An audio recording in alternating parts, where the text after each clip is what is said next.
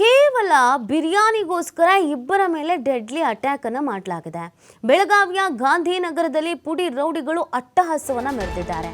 ಬಿರಿಯಾನಿ ತಡವಾಗಿ ಕೊಟ್ಟಿದ್ದಕ್ಕೆ ಮಾರಣಾಂತಿಕ ಹಲ್ಲೆಯನ್ನು ಮಾಡಲಾಗಿದೆ. ಬಳಿಕ ಏರಿಯಾದಲ್ಲಿ ಲಾಂಗು ಮಚ್ಚು ತೋರಿಸಿ ಬೆದರಿಕೆಯನ್ನು ಬೇರೆ ಹಾಕಲಾಗಿದೆ. ಸೋಷಿಯಲ್ ಮೀಡಿಯಾದಲ್ಲಿ ವೈರಲ್ ಆಗ್ತಾ ಇದೆ ರೌಡಿ ಶೀಟರ್ಗಳ ಈ ಅಟ್ಟಹಾಸ.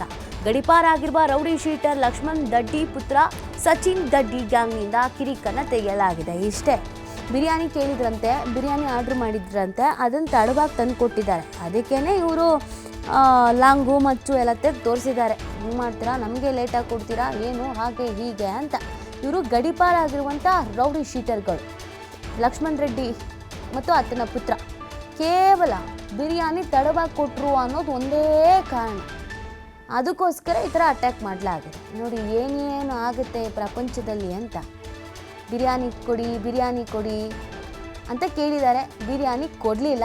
ಅದಕ್ಕೇ ಮಚ್ಚು ಲಾಂಗುನೇ ತೆಗೆದುಬಿಟ್ಟಿದ್ದಾರೆ ಏರಿಯಾದಲ್ಲೇ. ಆಮೇಲೆ ಲಾಂಗು ಮಚ್ಚೆಲ್ಲ ತೋರಿಸಿ ಬೆದರಿಕೆ ಬೇರೆ ಹಾಕಿದ್ದಾರಂತೆ. ಈ ದೃಶ್ಯ ಈಗ ಸಿಕ್ಕಿದೆ, CCTV ಕೂಡ ವೈರಲ್ ಆಗ್ತಾ ಇದೆ. ಪೊಲೀಸರಿಗೆ ಇದು ಗಮನಕ್ಕೆ ಬಂದಿದೆ.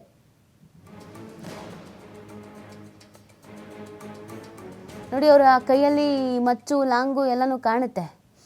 ಕಾರಲ್ಲಿ ಹತ್ಕೊಂಡು ಹೋಗ್ತಾ ಇದ್ದಾರೆ, ಆ ಮಚ್ಚು ಲಾಂಗೆಲ್ಲ ಇಟ್ಕೊಂಡು. ಬೈಕಲ್ಲೂ ಯಾರೋ ಇಬ್ಬರು ಎಸ್ಕೇಪ್ ಆಗ್ತಾ ಇದ್ದಾರೆ.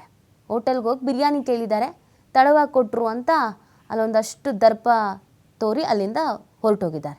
ಈ FIR ರಿಜಿಸ್ಟ್ರೇಷನ್ ನಂತರ ಮತ್ತು ಈ FIR ಕೌಂಟರ್ ಕೇಸ್ ಬಗ್ಗೆ ಇನ್ನೊಂದು FIR ರಿಜಿಸ್ಟರ್ ಆಗಿದೆ, ಕ್ರೈಮ್ ನಂಬರ್ 125/2024. ಇದರಲ್ಲಿ ಗುಂಪುದಲ್ಲಿ ಗಲಾಟೆ ಆಗಿದೆ ಮತ್ತು ಕಡೆಯಲ್ಲಿ ಇಂಜರಿ ಕೂಡ ಆಗಿದೆ. ಸೊ ಇದೆಲ್ಲ ಗಲಾಟೆ ಆದ ನಂತರ ಮತ್ತೆ ನಮ್ಮ ಸ್ಟೇಷನ್ಗೆ ಬಂದು ಕಂಪ್ಲೇಂಟ್ ಕೊಟ್ಟಿದ್ರಿ, ನಾವು ಕೂಡ ಮತ್ತೆ ಕೇಸ್ ರಿಜಿಸ್ಟ್ರೇಷನ್ ಮಾಡಿದ್ರಿ.